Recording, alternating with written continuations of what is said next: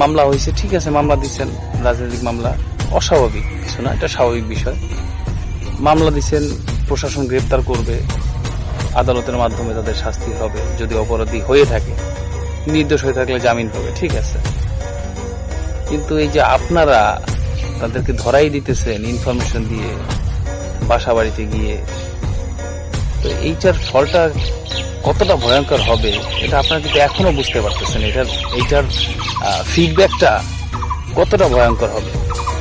সুতরাং এখনো সময় আছে, আপনি নিজে ভালো থাকেন এবং অন্যদেরকে ভালো থাকতে দিন।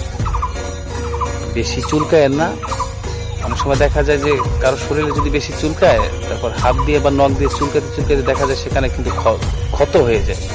ক্ষত সৃষ্টি করেন না, এর পরিণতি কিন্তু খুবই বাজে হবে। এই জিনিসটা করেন না। যে মামলা, বেশি দিন জেল খাটবে না।